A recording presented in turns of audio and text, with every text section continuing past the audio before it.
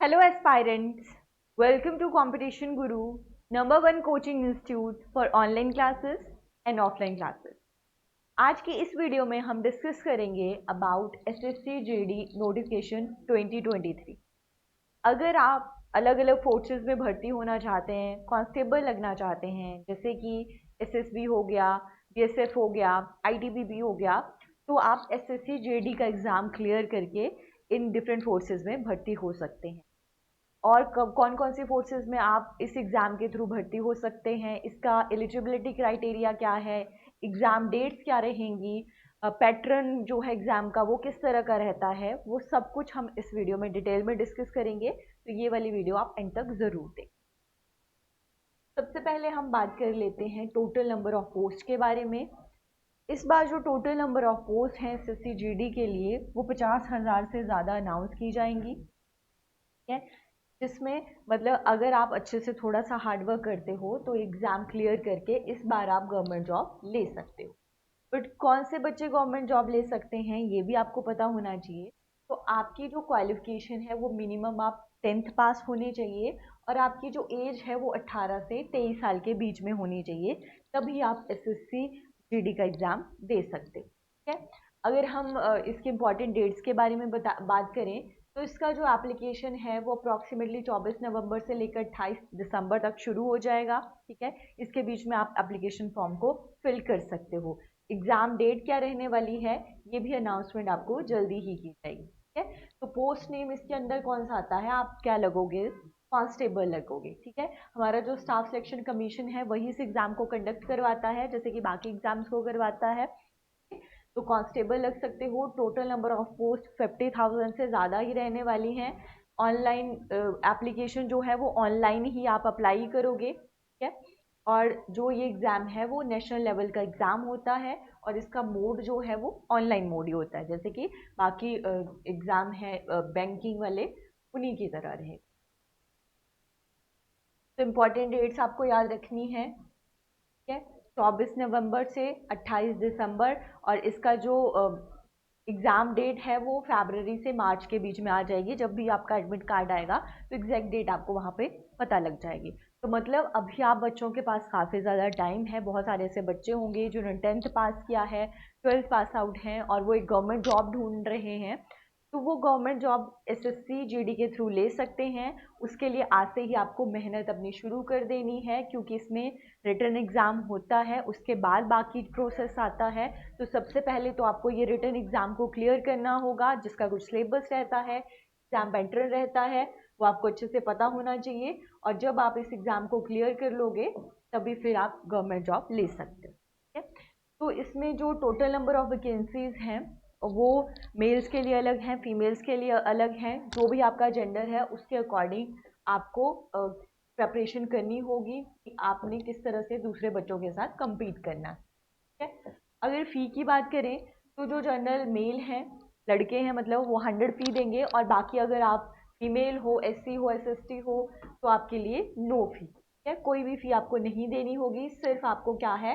Application form को fill करना है जस्ट। ठीक है, तो उसके बाद बात आती है एलिजिबिलिटी क्राइटेरिया। एलिजिबिलिटी क्राइटेरिया मैंने आपको ऑलरेडी बता दिया, आप मिनिमम 10th पास होने चाहिए। और अगर आप 10th पास हो तो आप क्या कर सकते हो, जेडी कांस्टेबल, चाहे वो बीएसएफ है, सीआरपीएफ है, सीआईएसएफ है, आईटीबीपी है, एसएसएफ है, एसएसबी है, एनआईए है, इनमें आप कांस्टेबल लग सकते हैं।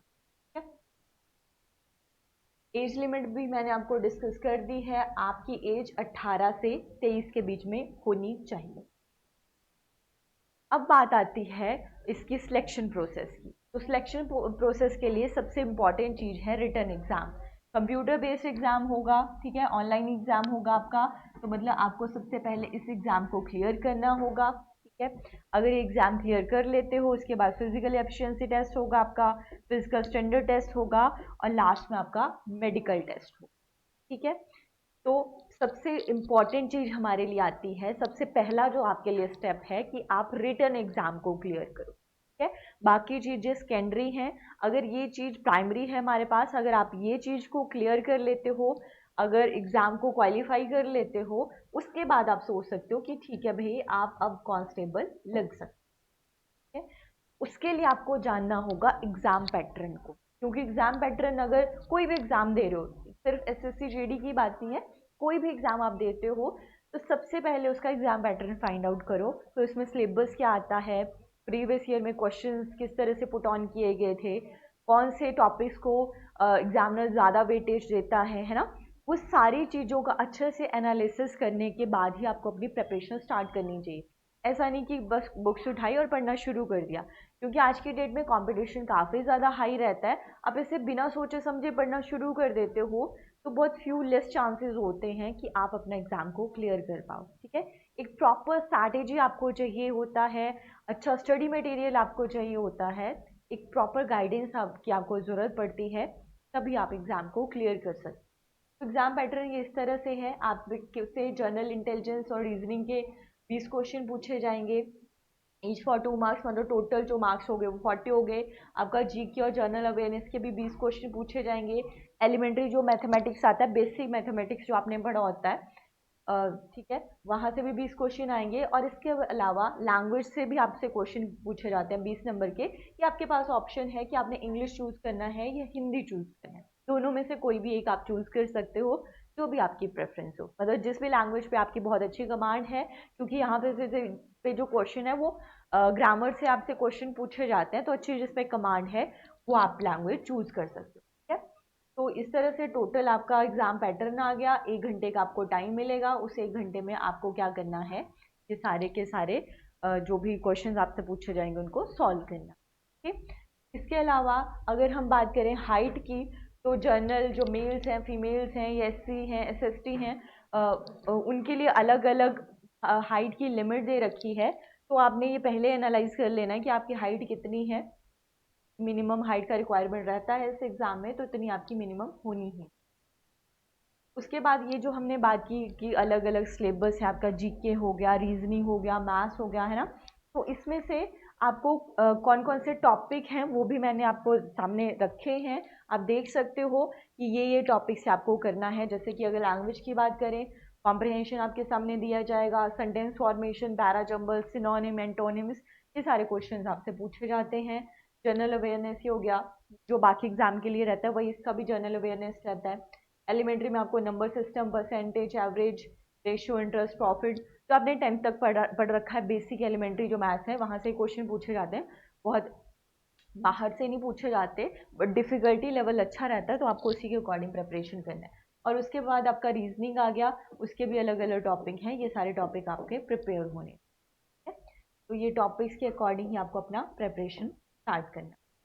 फिर भी आपको कुछ डाउट है, आपको समझ नहीं आ रहा, कोई आइडिया नहीं लग रहा है कि किस तरीके से प्रिपरेशन करनी है, या आपने पहले भी एग्ज़ाम दिया है बट क्वालिफाई नहीं कर पाए, तो आप किस प्रॉब्लम का सॉल्यूशन कंपटीशन गुरु लेकर आया है। अपकमिंग मंडे से हम नया बैच स्टार्ट करने वाले हैं। बैचेस हमारे पास ऑनलाइन और ऑफलाइन दोनों ही मोड्स में हैं। आप चाहो तो घर बैठकर ऑनलाइन क्लासेस के थ्रू, जैसे अभी लाइव इंटरेक्शन है उस तरीके से आप पढ़ सकते हो, या फिर आप क्लासरूम कोचिंग के थ्रू भी अपनी प्रिपरेशन स्टार्ट कर सकते हो। इसके लिए आपको चंडीगढ़ 34 सेक्टर में आना होगा, और यहाँ पे क्लासरूम कोचिंग के थ्रू भी आप अपनी प्रिपरेशन कर सकते हो। ठीक है, क्लासेस के साथ साथ आपको और क्या मिलने वाला है, स्टडी मटेरियल मिलने वाला है। जितनी भी बुक्स हैं, जो भी मैंने सब्जेक्ट बताए, वो सारी की सारी बुक्स आपको प्रोवाइड की जाएंगी, जो बायलिंगुअल रहेंगी बुक्स, चाहे आपका हिंदी मीडियम है, इंग्लिश मीडियम है, बायलिंगुअल ही रहेंगी। ठीक है, कुछ बच्चे होते हैं मैथ्स उनको इंग्लिश में पढ़ना है, कुछ को हिंदी में पढ़ना है, वो सारी की सारी बुक्स बायलिंगुअल हैं हमारे पास।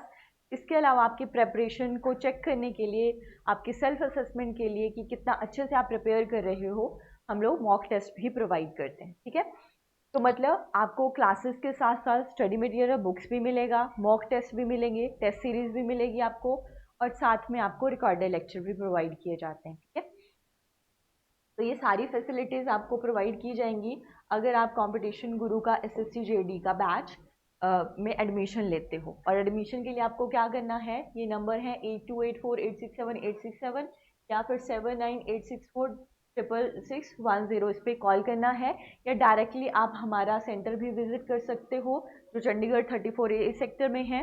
बट अगर आप कहीं दूर रहते हो, चंडीगढ़ में आना पॉसिबल नहीं है, तो डायरेक्टली आप कॉल कर सकते हो और डायरेक्ट आप एडमिशन ले सकते हो। जो भी आपका स्टडी मटेरियल होगा वो सब कुछ आपके घर तक पहुंचा दिया जाएगा। ठीक है, और बाकी जो भी चीज़ें हैं, रिकॉर्डेड लेक्चर, मॉक टेस्ट, वो सब कुछ भी आपको प्रोवाइड कर दिया जाएगा। ठीक है, तो और भी अगर आपका कोई डाउट है, कोई क्वेरी है एग्ज़ाम से रिलेटेड, एडमिशन से रिलेटेड, तो नंबर सेम है, आप इन नंबर्स पर हमें कॉल कर सकते हैं।